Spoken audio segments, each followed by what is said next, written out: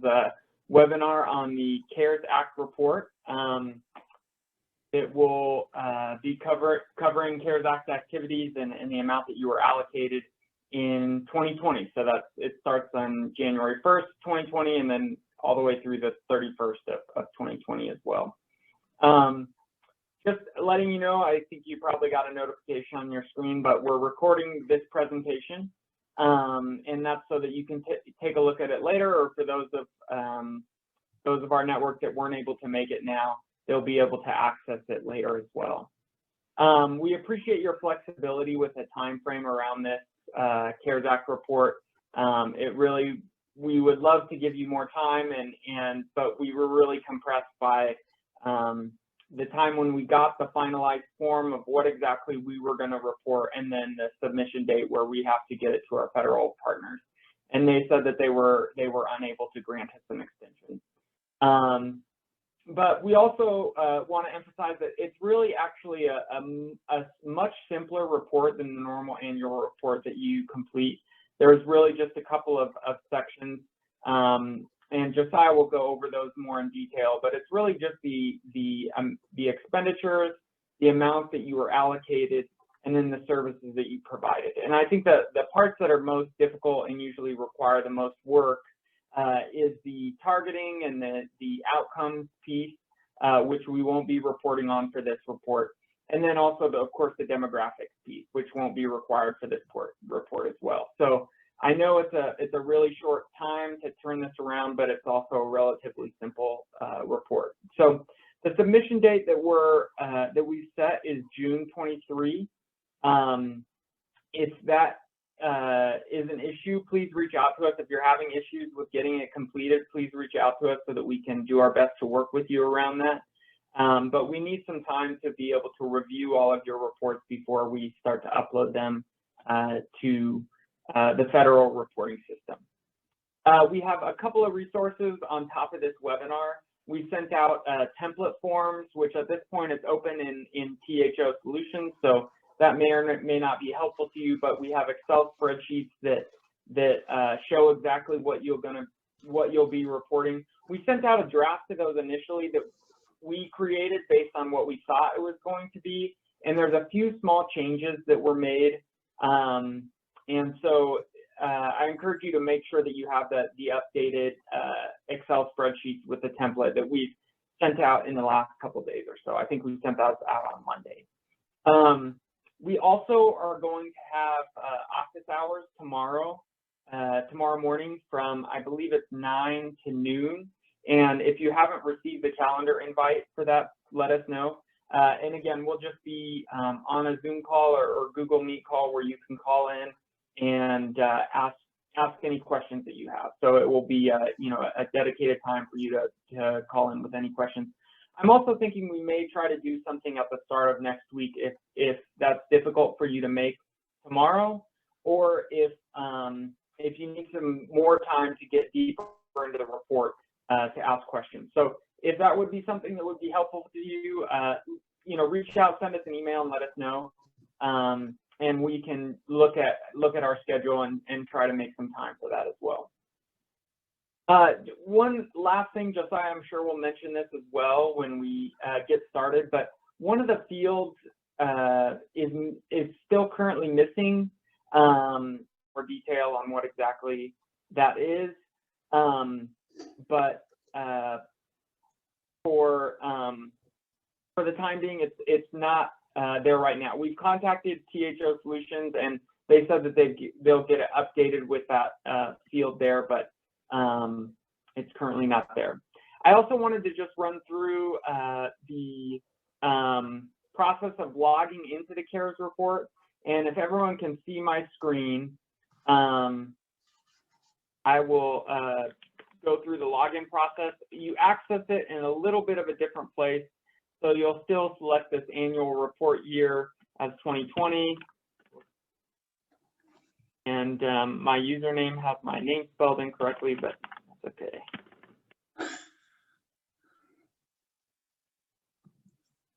Okay, So normally you would go into this annual report section, is where you filled out the standard annual report. You actually, of course, want to click on this CARES report CARES report. This is on our state side, so it may look a little bit different, but you should be able to go into each one of the sections and fill out your information there as well. Just a quick note is that the question that's missing is at the bottom of this page. It's A5 that's there. It looks like we lost Josiah. Was he able to get back online? I didn't see him going through the roster.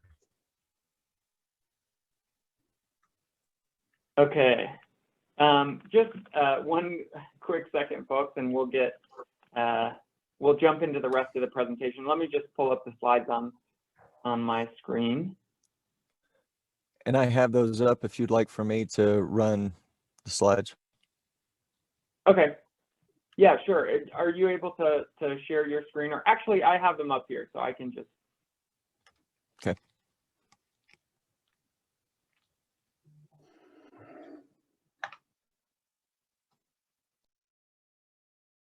Okay. Sorry about this, everyone.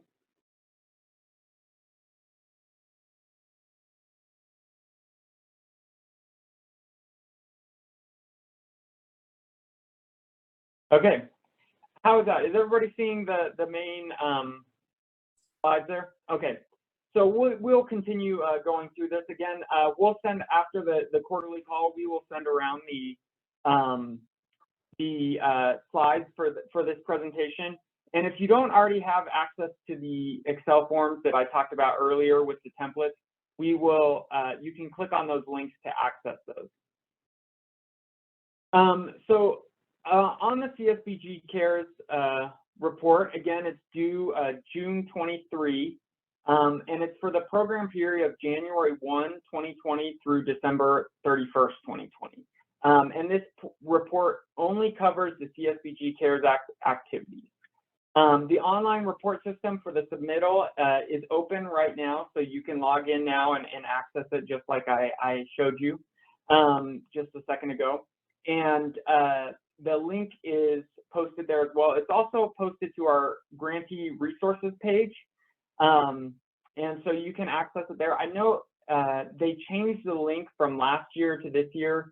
So if, I think we actually had an incorrect link posted for a little while. If you're having issues accessing that main login page, go to our grantee resources page and click on that link again to make sure that you're on the right page. Just a reminder, I'm sure all of you are familiar with the process of logging in, but everybody has the same agency login. So you'll click that CO report, click the go button, and then that's when you'll enter your specific username and password. And you will be using the same username and password as you did for the regular annual report.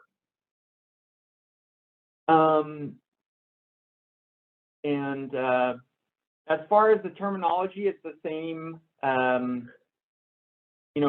CARES Act, it's essentially the same terminology between the regular annual report and the CARES Act report. The CARES Act report timeline, there will be 1 week of pre-review process for data validation by CCA and DOLA prior to submission to the Office of Community Services. So we really will have a short time frame in which we'll be able to review the data and then send it to our federal partners. So if we do reach out with questions, we ask that you respond to us as soon as possible, as soon as you're able, in order for us to be able to, get that information back from you, and then, take a second look at it real quick before we upload it. It's going to be a tight window, but I think that we should be able to get it all done. OCS will be reviewing the data through July 2021, and we could get additional questions from our federal partners after that. And we will actually be, and the CARES Act report will be finalized by October 2021 with the state aggregate data that they will make available for us. We'll go over a quick overview of the report. So the program year 2020 CSBG CARES Act activities report covers Module 2, Section A, which will cover the CSBG CARES Act expenditure. Module 2, Section C, which is the allocated CARES Act resources. Module 4, Section B, which is the CARES Act individual and family services. So just as a reminder, there is no required reporting around Module 2, Section B, which is the capacity and resources section where you report your volunteer hours and the staff that you have associated with the program and your partnerships and that kind of thing. There's no section there. There's no Module 3 as well for community strategy. And if you did do a community strategies or community initiative with the CARES Act funds, you'll want to list that in Module 2, Section A, and I'll get into that a bit later. We're also not doing reporting around Module 4, Section A, the NPIs. That's where you list your targets, your projected outcomes, the number of services you provided, and then the number of outcomes. So won't have to worry about that now. And then also the Module 4, Section C, which is the all characteristics or demography report. So with that, I just want to mention that OCS in their communication to us has said that they may ask for additional information later. So while we're not reporting on the demography, the demographics of the people who have received services, there is a possibility that they could ask for that information in the future. And so if we encourage you to make sure that you retain all of that relevant information for the clients that were served.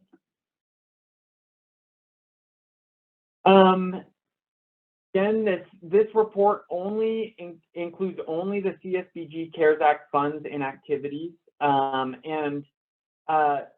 got a few questions from people that were concerned because they had included their CARES Act activities in their regular annual report, the amount that their expenditures, allocated amount, and activities in the regular annual report that you submitted this year in February.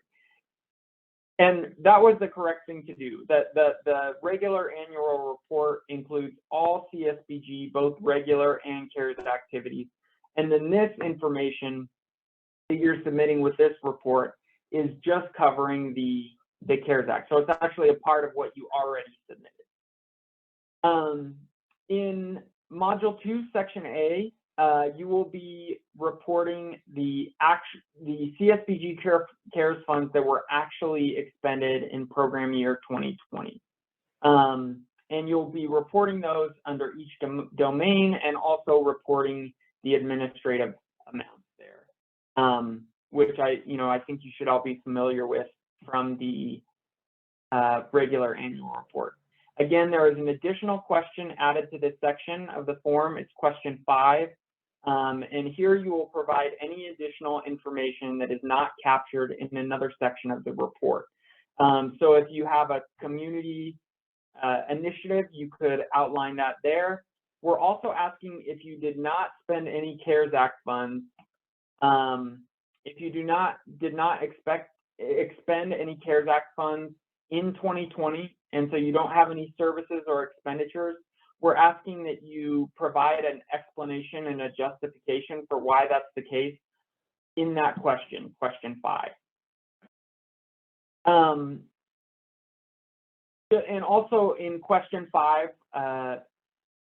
you also don't need to list out, if you provided rental assistance services and reported those in Module 4, Section B, you don't need to also list those, in this question, this new question, question 5, and say we did a rental assistance program, because that information is captured in Module 4 where you report those services.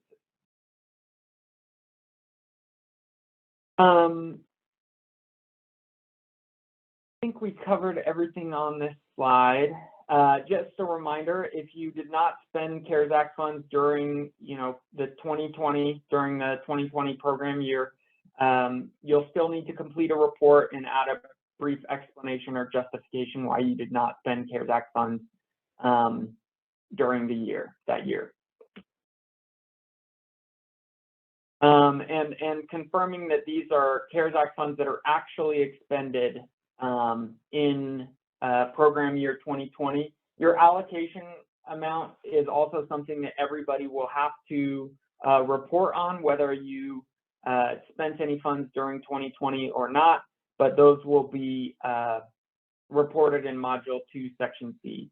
And then we also have all of the federal domains that you're familiar with from the regular annual report there as well. So you will report all of your CARES Act activities in the appropriate federal domain. And if you have a question about what domain those activities fall under, the best way to look at it is to go to Module 4, Section B and see where those services are listed.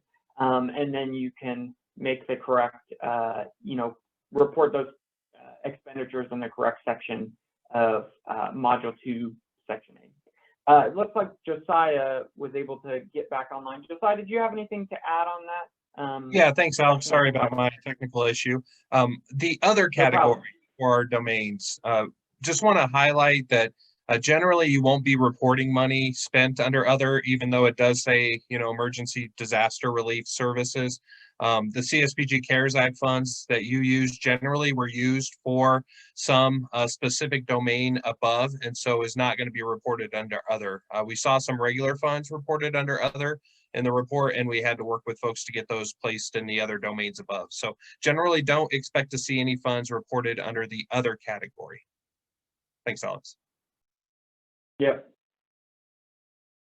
Great. I think that's it on the slide. Josiah, do you want me to keep going, or do you want to take over from here? Oh, keep going with it. You're doing great. Thanks. Alex, Okay. can I ask a quick question? This is Corinne. Yes, please do. Yep. Will you send out this PowerPoint, and where can we access the recording? Yes, we will be sending out the PowerPoint. The recording, we will also send out a link to the recording after this call, and it will be posted to the CCAA webpage. All right, perfect. Thank you. Yep. Any other questions before we move ahead?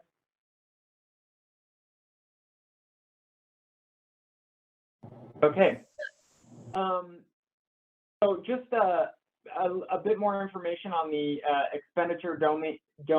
The services supporting multiple domains, those are activities that span or support more, multiple incomes. So it could, and these are activities such as case management, transportation, childcare, because those really, provide the opportunity for more outcomes in multiple domains to be achieved.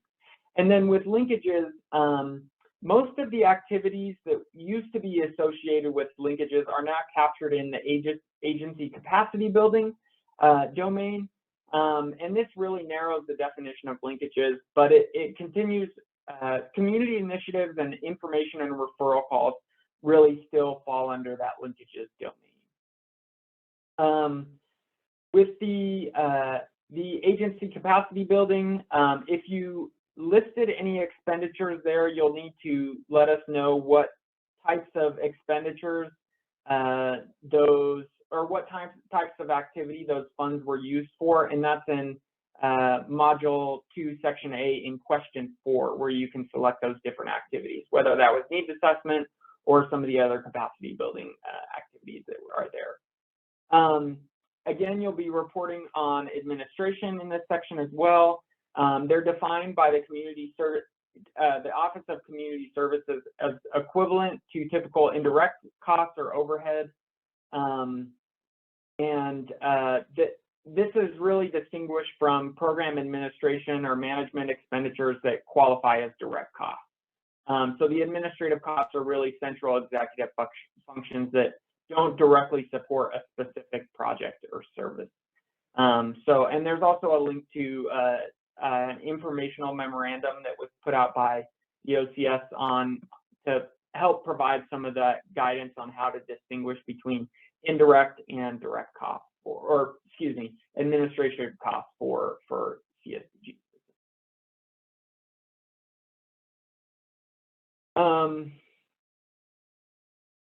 And in this, section C of Module 2, you'll be reporting the amount that your organization was allocated. So question A2 really asks you the amount of CSBG funds that you were allocated. All of the CARES Act funds were allocated in one option letter, so you don't need to look at multiple option letters like you do with your, with your regular annual funding, where you kind of have to total that up to see the amount that you were awarded. This is all captured in that one option letter that included the CARES Act funds. You'll also be asked to report on other CARES Act funds that were allocated to your organization. So for private entities, if you were awarded any other federal CARES Act funds, you'll want to list them there. Or CARES Act funds that were awarded for public entities, for county governments, or the COGS, if you had CARES Act funds that were awarded to your organization that are directly related to your CSBG program, then you would want to report those there. And just a reminder, this is not, you do not need to report other federal funds that your organization was allocated that in this section that weren't from the CARES Act. So I hope that makes sense. Just you want to maybe clarify that a little bit. I think you did a good job, Alex. If there's questions, we could definitely discuss it. Okay, great. Yeah, so just again, to reemphasize, you only need to report CARES Act funds that were allocated here. Moving on to Module 4, Section B. Here's where you will report the services that you provided during 2020. So there were a few new services that were added specifically for this report, and we'll get into those on the next slide. In the income and asset building services section, there was a direct financial assistance. So if any of you, or for those of you that did provide direct financial assistance, a cash payment, or would a gift card fall under this category if assistance was provided just by a gift card, not necessarily a gas voucher or something like that? For a gift card, there's an actual service for that in the health area, I believe, Alex. So that this would be just like a gas voucher or a direct, like a direct financial payment. Okay. So, and I think it's interesting that this has been added. It seems to be, this is more of a widely used practice within our network to provide these direct financial assistance payments to people. In the health and social behavioral development section, there's a new service under immunizations or COVID vaccination. And then under services supporting multiple domains, there is a personal protective equipment or PPE service. And then also in services supporting multiple domains, there is a COVID testing service. So just wanted to highlight those since those are new services that haven't been a part of our annual report prior to this. Module 4, Section B contains common services provided to obtain outcomes over the major domains. Just a reminder that these should be unduplicated individuals receiving service, not units of services. So if you have individuals that receive a food box, multiple food boxes, you would just want to report them once for food distribution. The same goes for all of the other services that are provided. Again, services supporting multiple domains include case management, referrals, transportation, childcare, and other services that drive towards multiple outcomes.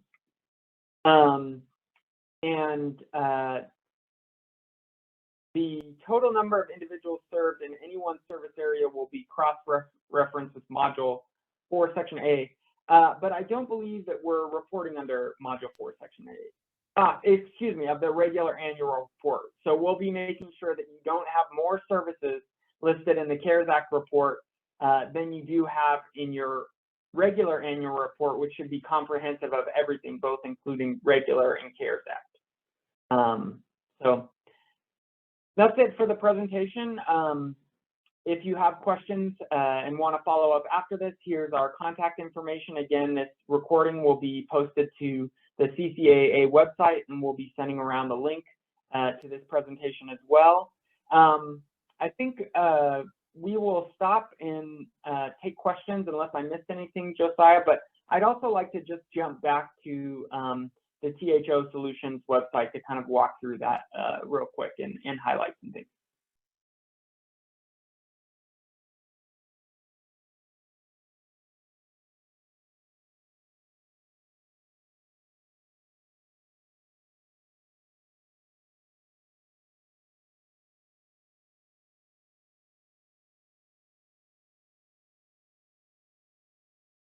Okay, yeah. Any questions, or Josiah, was there something that I missed that you wanted to add? No, I was just going to quickly walk through that system for them like you were going to, Alex. I could do that if you'd like. Okay, no, I'll pull it up here, and we did this at the start of the presentation, but we can go ahead and circle back to it again. Again, you'll need to, are you seeing my screen? Okay, great. So again, you'll need to enter the CO report and click the Go button, and same process as the regular annual report, and then you will enter your specific login information. That is the same as what you used for the regular annual report. Again, you'll click on this CARES Act button here, CARES Act report button, and then you can go to each one of the modules. And this is a stateside, so we're not able to enter information here. But as you can see, all of the expenditure domains are there. The administration amount is there as well.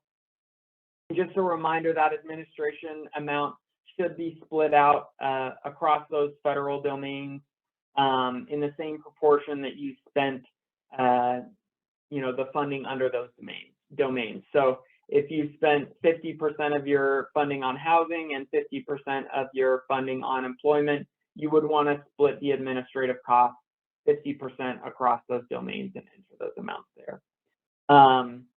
If you did spend some of the funding on agency capacity building, you'll want to add that information into this section, and then hopefully shortly you'll find the question 5 that's new at the bottom of this page here. Anything else on that, Josiah, that you want to highlight? Okay, great. In Module 2, Section C, this is where you will report the allocated amounts again. Up at the top, question 2, this is where you'll be reporting the CSBG CARES funds, the amount of CSBG CARES funds that you were allocated. So you'll want to fill that in there. And then down below, you will fill in the CARES funding that your organization received or is directly related to your CSBG program for public entities. If you received other federal funds, if you received funding from HHS outside of the CARES Act, you don't need to report that here. And I think that is it for that section. And then Module 4, Section B, again, this should be familiar to you from the regular annual report. This is where you'll be listing all of the services that you provided. Again, this is individuals that receive service. So we have all of the domains here: employment, education and cognitive development, income and asset building, housing, health and social behavioral development, services supporting multiple domains, and civic engagement.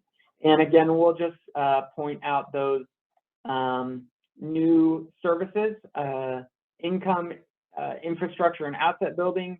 There is the direct cash, direct financial assistance. There's also the PPE, which looks like it's under income, asset building, and services. So we'll have to confirm that that's going to remain the same. We'll let you know if that will be changing. COVID testing, and then under health and social behavioral development, there should be the vaccinations.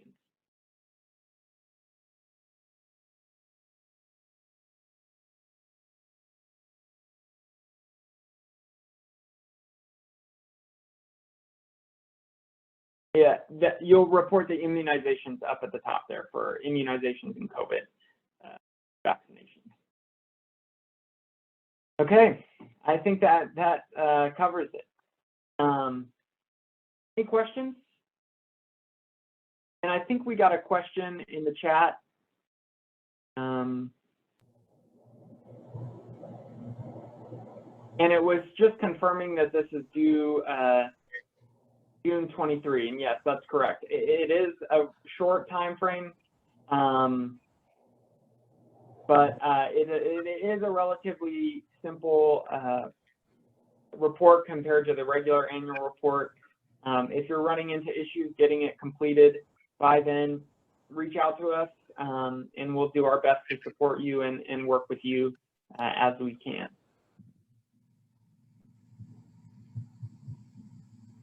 Alex, I have a question, Courtney from Arapahoe County again. Under section A2, if we have a subgrantee that falls under a different category, so for example, they would fall under health and social behavior, do we report the funds that they spent under health and social behavior or under linkages? Sorry, I didn't catch the last part. Report it. Under health and social behavior or under linkages, because it would be like a subgrantee. You would report them under health and social behavioral development. Okay, perfect. Yep. Thank you. Yeah, no problem. And again, the linkages domain is really meant to capture if you're doing referrals or that type of work, or, if you were hosting, some kind of coordination structure for bringing partners together is where you would report those expenses under linkages. But if your subgrantee was doing work under health and social behavioral development, you would report their expenses under that domain. We got another question in the chat about what the cutoff is for that. And just to confirm, this report covers expenses and activities between January 1, 2020 through December 31st, 2020.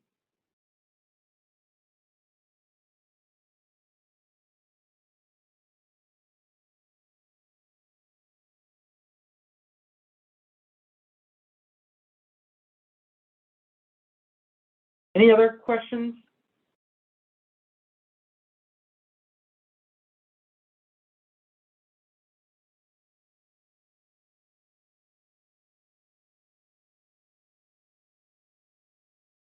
Okay, unless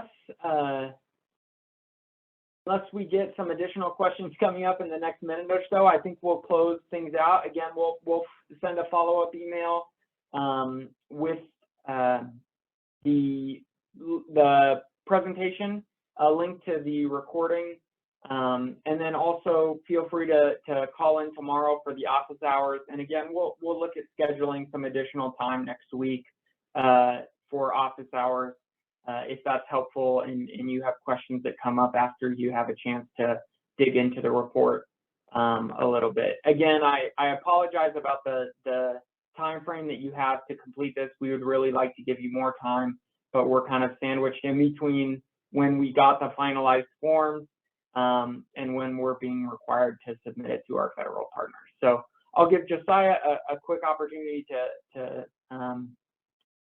kind of provide any input that he has, and then if anybody has any questions, if not, then we'll go ahead and finish for the day.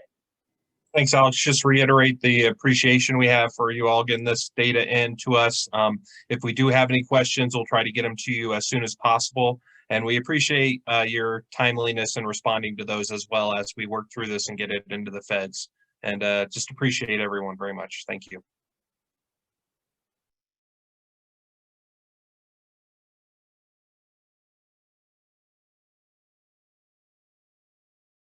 Okay. Thanks, everyone. Again, feel free to reach out if anything comes up. We'll be sending out information as we go along, and there's a few things that we need to follow up on in the system, and so we'll send you an update once that's been completed. So Again, thank you, and be in touch if you need anything.